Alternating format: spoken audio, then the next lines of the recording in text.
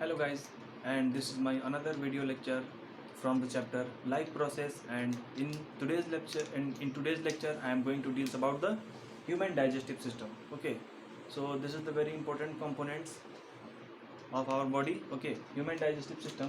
So especially in human digestive system I am going to deal about the human alimentary canal. Okay, so now let's begin. Human alimentary canal, what is this? So the human alimentary canal,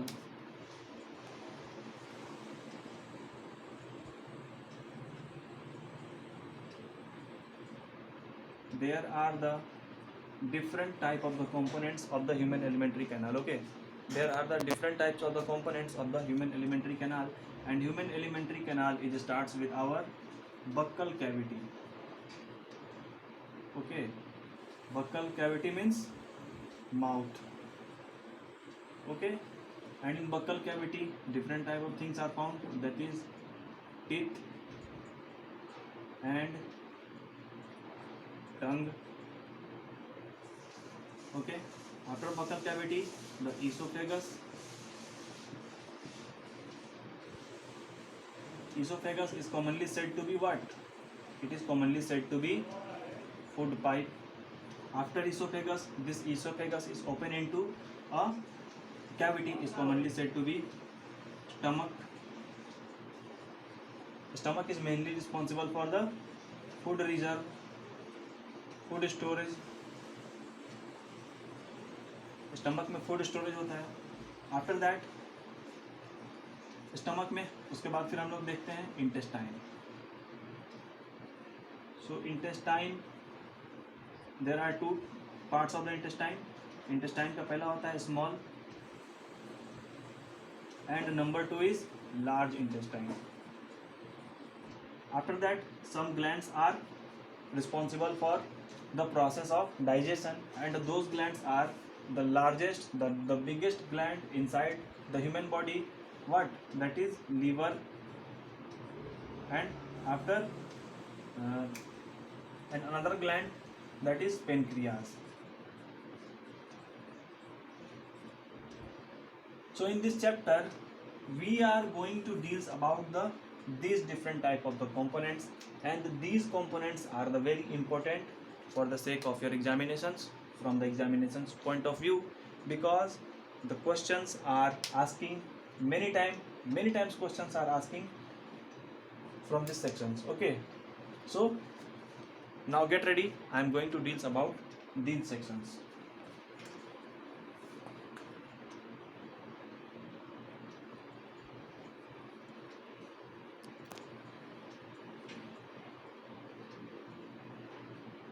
In human digestive system, first of all, what we see that buccal cavity, and in buccal cavity means mouth, that is oral cavity. And in mouth what we see that teeth as well as tongue. So now I am going to deal about the teeth. So there are different sets of the teeth are found inside our oral cavity, inside our mouth cavity. Okay, so due to the different type of the set, like different type of sets are found, like incisor is indicated by I, and canine, C, premolar, that is PM, as well as molar, that is wisdom tooth.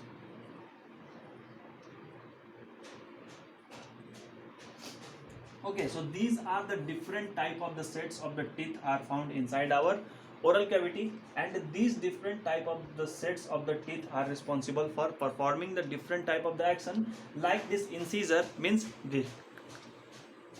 this set incisor, and this incisor is mainly responsible for cut down the foods into small parts. ये incisor responsible होता है किसी भी food को छोटे छोटे parts में तोड़ने के लिए. Now canine is the sharp pointing teeth, this one, and this canine is mainly responsible for the tearing the flesh. Okay, if we eat flesh then what happen, क्या होता है कि हम लोग ऐसे पकड़ते हैं और पकड़ के फ्लैश को खींचते हैं through the help of canine, और उसी कैनाइन की वजह से क्या होता है कि हम लोग उस फ्लैश को टीयर करते हैं और टीयर करके उसको अगेन हम लोग स्मॉल पार्ट्स में तोड़ करके फिर उसको हम लोग स्वेलो करते हैं, खा जाते हैं. Now premolar, this premolar is mainly responsible for the grinding of the food. ये फूड को ग्रिंडिंग करता है, बार बार तोड़ता है, बार बार पीसता है और पीसते पीसते इसको काफ़ी छोटे छोटे पार्ट्स में तोड़ देता है, जो कि आगे फर्दर डाइजेशन के लिए हेल्प करता है. Now the one thing is molar teeth. Molar means wisdom teeth. Molar सबसे लास्ट में यहाँ पे निकलता है, जिसको हम लोग बोलते हैं कि मोलर वाला टीथ जो है आफ्टर 20 ईयर्स के बाद में ये मोलर टीथ एराइज होता है. किसी किसी पर्सन्स में ये मोलर टीथ एराइज नहीं भी होता है, लेकिन किसी किसी पर्सन्स में ये मोलर टीथ एराइज होता है. हालांकि इस मोलर टीथ का कोई यूज हमारे बॉडी में नहीं है. So that is why this is functionless, and those type of organ which do not perform any type of function is commonly said to be vestigial organ. So that is why we can say that this wisdom teeth is vestigial in nature. Okay, vestigial. So this molar teeth is vestigial in nature. अब इसको याद कैसे करेंगे? So quite simple thing.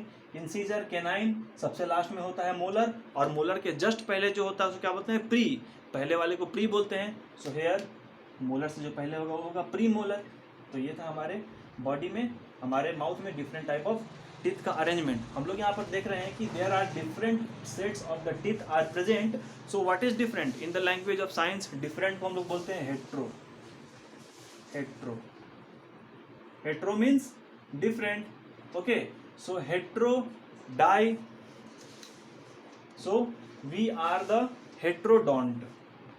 Heterodont means different sets of the teeth are present inside our oral cavity.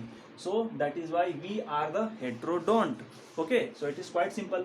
अब क्या होता है कि ये जो ह्यूमन टीथ है अपने लाइफ में 2 बार ओरिजिनेट होता है.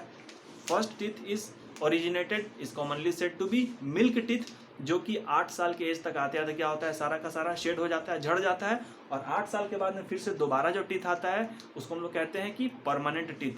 एंड परमानेंट टीथ अगर एक बार अगर टूट जाए तो दोबारा फिर वो ओरिजिनेट नहीं होता है. तो हम लोग क्या देख रहे हैं कि the teeth are originate twice in a whole life.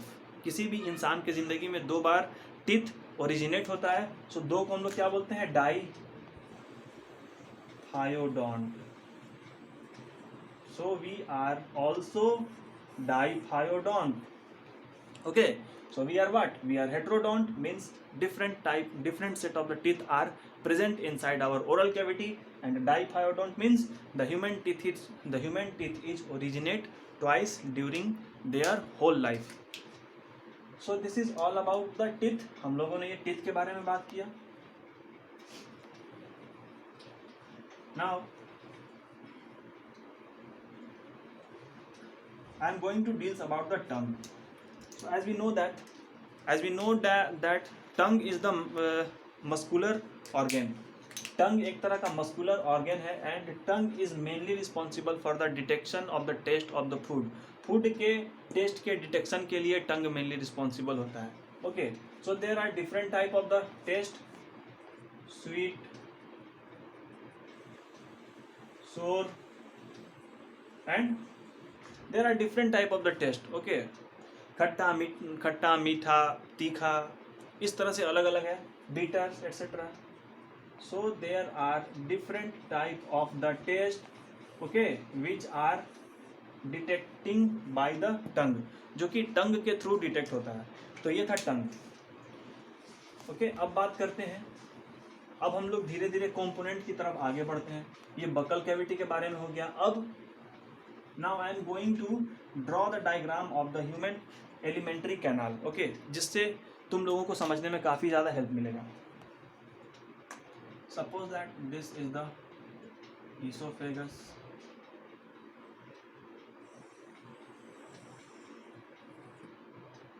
this is the esophagus.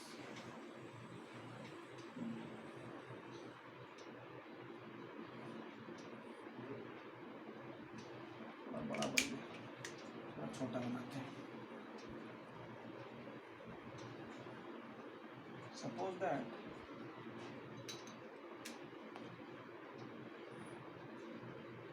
this is the esophagus. Okay.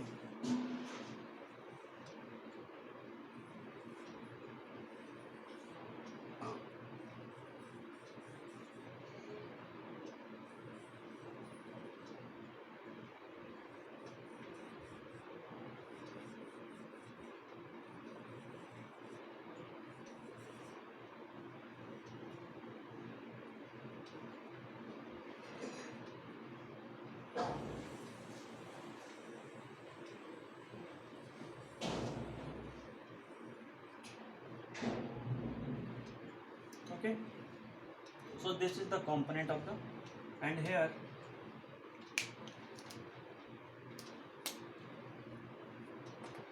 the liver are present.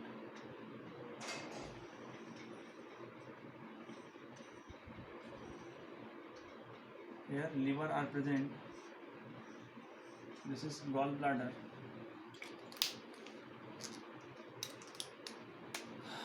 Here a leaf-like structure, that is pancreas. Okay, this is pancreas. So this is the this is the diagram of human alimentary canal. Okay, so actually this is the part which is esophagus, means food pipe. This is stomach. This is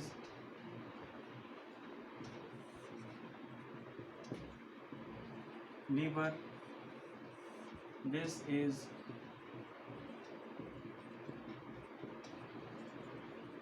gallbladder. Okay, this is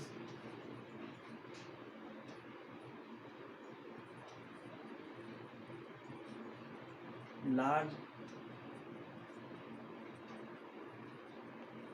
intestine. This is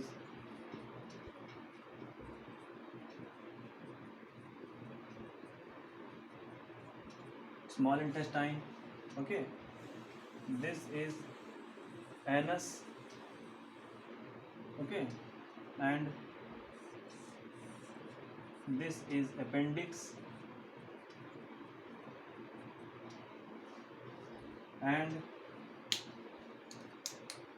this part is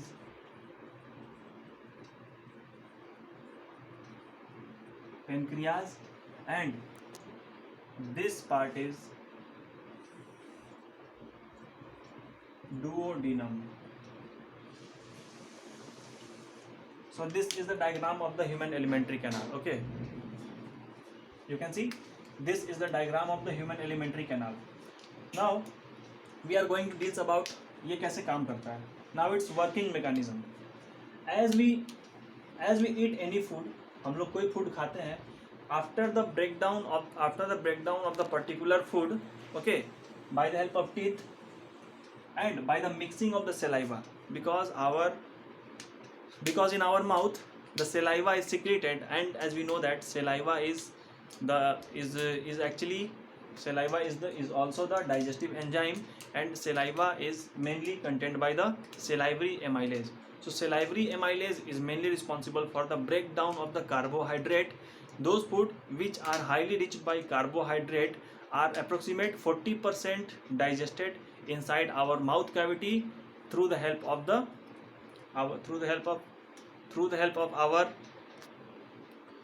saliva. Okay, and after the food is entered inside this food pipe, okay, then this food pipe is open into a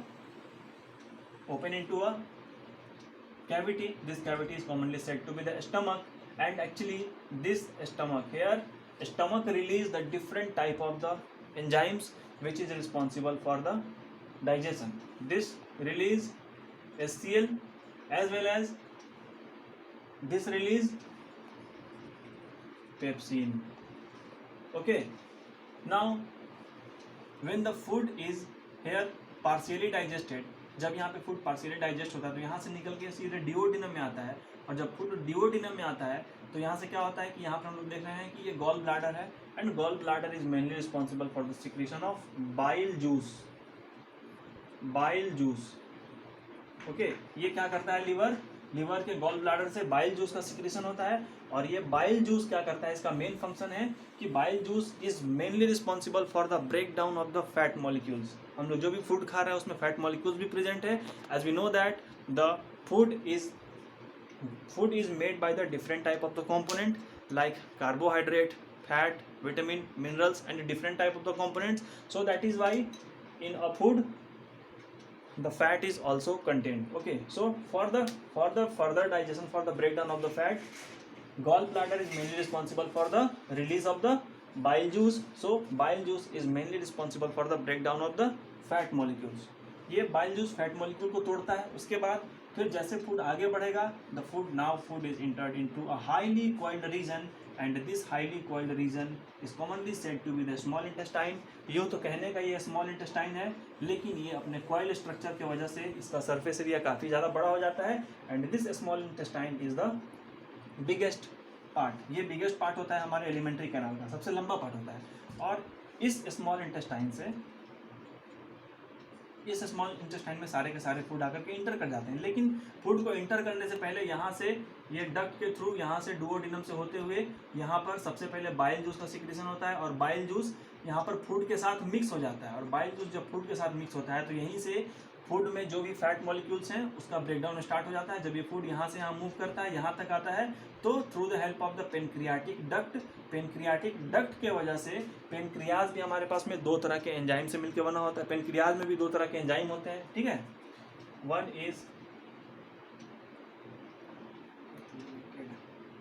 one is lipase, okay, and one is trypsin. Trypsin और lipase से होते हैं, ठीक है। Trypsin और lipase से होते हैं, और ट्रिप्सिन और लाइपेज की हेल्प से यहाँ पर फर्दर ब्रेकडाउन होता है, ठीक है। और ट्रिप्सिन का मेन काम होता है कि ये प्रोटीन को ब्रेक डाउन करें, और लाइपेज का मेन काम होता है ये अगेन फैट को ये भी ब्रेक डाउन करता है, ओके। यहाँ पर सारे के सारे फूड मिलते हैं। अब यहाँ पर क्या हुआ, फूड सारे के सारे सबके साथ मिक्स हो गया, और मिक्स होने के बाद में एक कॉम्प्लेक्स बना दिया। यानी कि अब यहाँ पर जो फूड अब इंटर कर रहा है स्मॉल इंटेस्टाइन में, उस फूड में क्या क्या मिला हुआ है, उस फूड में बाइल जूस मिला हुआ है, उस फूड में लाइपेज है, उस फूड में ट्रिप्सिन है, और एज वेल एज पेप्सिन भी है। पेप्सिन कब एक्टिवेट होता है ये अभी मैं आपको इसी वीडियो में बताऊंगा इसके आगे, ठीक है। तो यहाँ पर अलग अलग तरह के फूड्स मिले हुए हैं, और सारे के सारे फूड यहाँ पर आकर आते हैं, and in small intestine the complete digestion of the food takes place. Small intestine में कोई भी फूड का कंप्लीट डाइजेशन हो जाता है, और उसके बाद में those food which are still undigested, जो अब भी अनडाइजेस्टेड फूड हैं, वो यहाँ से सीधे इंटर करेंगे लार्ज इंटेस्टाइन में, and large intestine is mainly responsible for the reabsorption of the water from the undigested food residues. जो भी अनडाइजेस्टेड फूड रेसिड्यूज हैं वो क्या करेगा, ये लार्ज इंटेस्टाइन उससे जितने भी वाटर हैं सारे के सारे वाटर को रीअब्जॉर्ब कर लेगा, और रीअब्जॉर्ब करने के बाद में the total undigested food are just ejected out from the body pore, commonly said to be anus, that is anal opening से सारे के सारे undigested food material जो है पास आउट हो जाते हैं in the form of faeces, that is in the form of stools, okay. तो ये था हमारे बॉडी में डाइजेशन का प्रोसेस, लेकिन अब भी इसमें कुछ पॉइंट्स बाकी हैं जो मैं आपको बताने जा रहा हूँ, तो काफ़ी ध्यान से देखिए।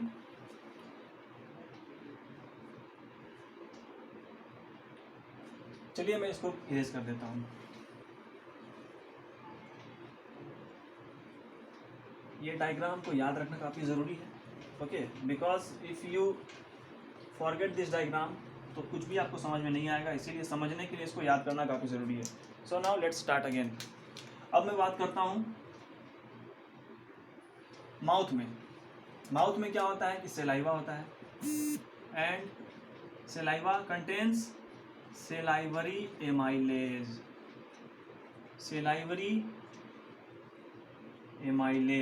एंड salivary amylase का मेन काम क्या होता है, it is responsible for the breakdown of carbohydrate, this salivary amylase is responsible for the digestion of the carbohydrate.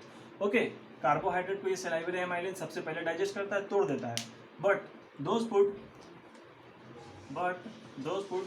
Food जो इंटर करते हैं हमारे स्टमक में, स्टमक की बात करते हैं नाउ। स्टमक,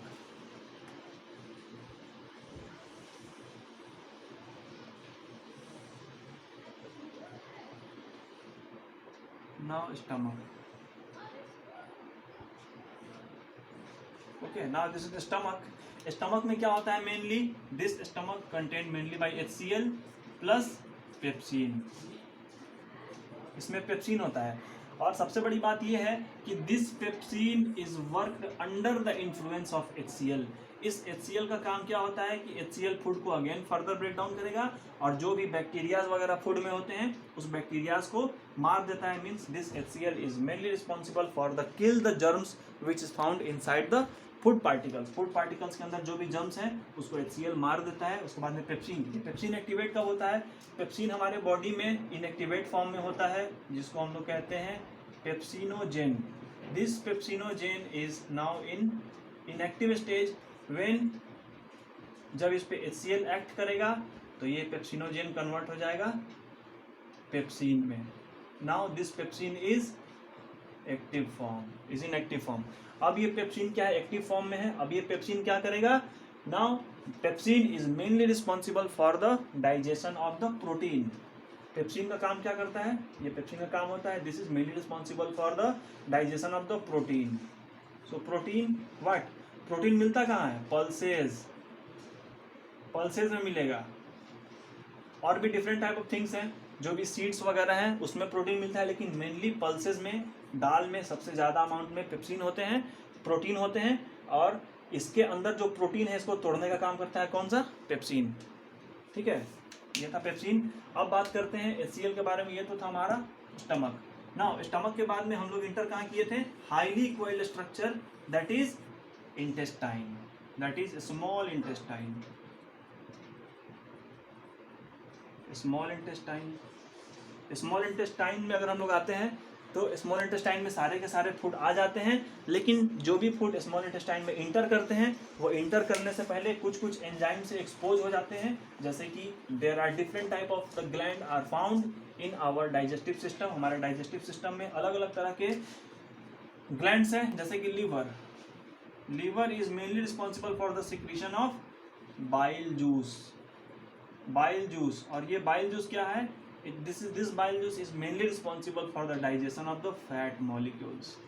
फैट को ये डाइजेस्ट करता है लीवर से। उसके बाद में हम लोग बात करते हैं पेनक्रियाज की।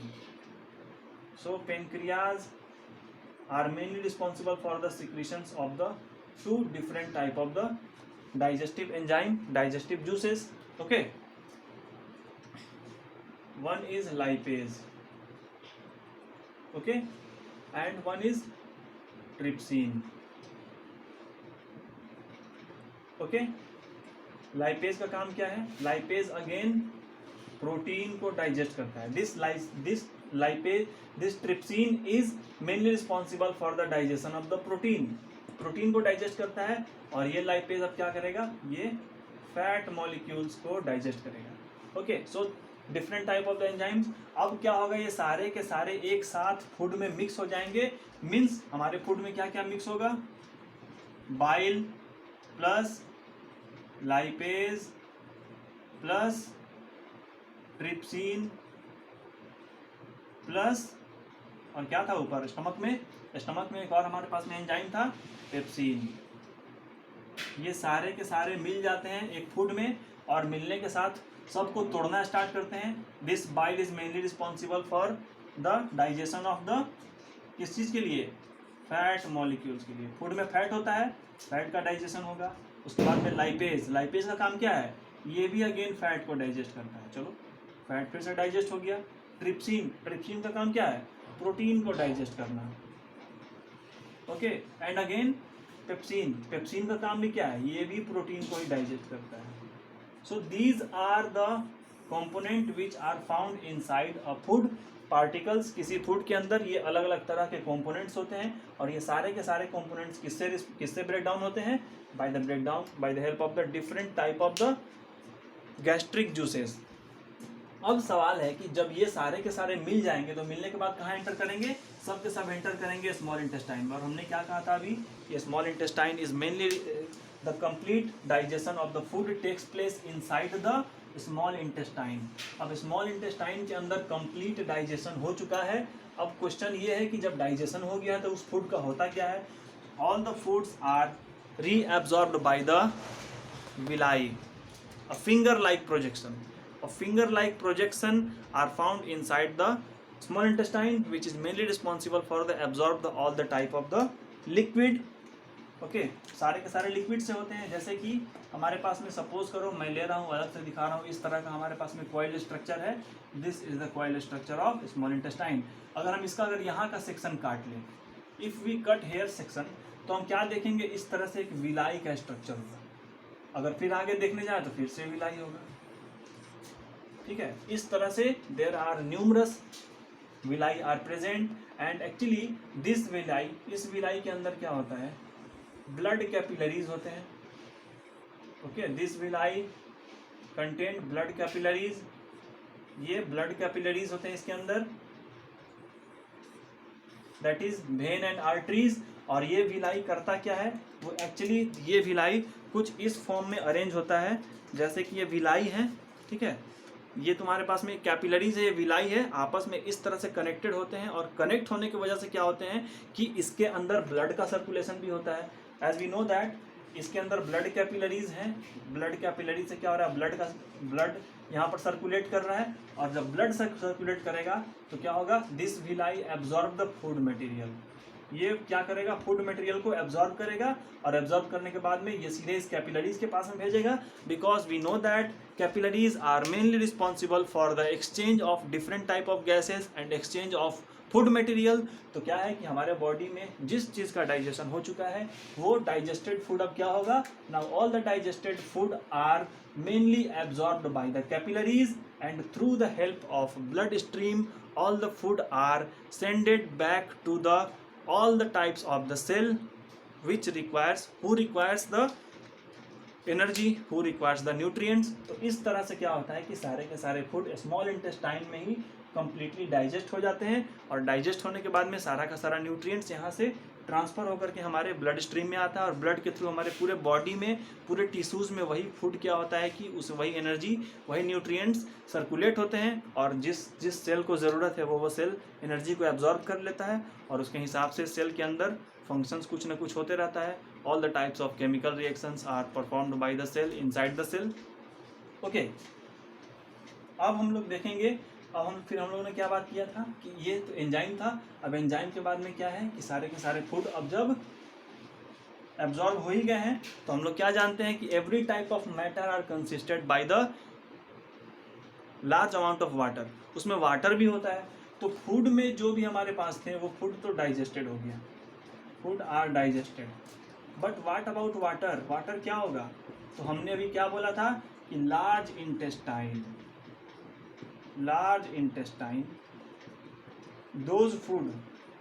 those food which are still undigested inside the small intestine, वो फूड जो अब भी स्मॉल इंटेस्टाइन के अंदर डाइजेस्ट नहीं हुआ है वो फूड हमारे पास में सीधे इंटर करता है लार्ज इंटेस्टाइन में।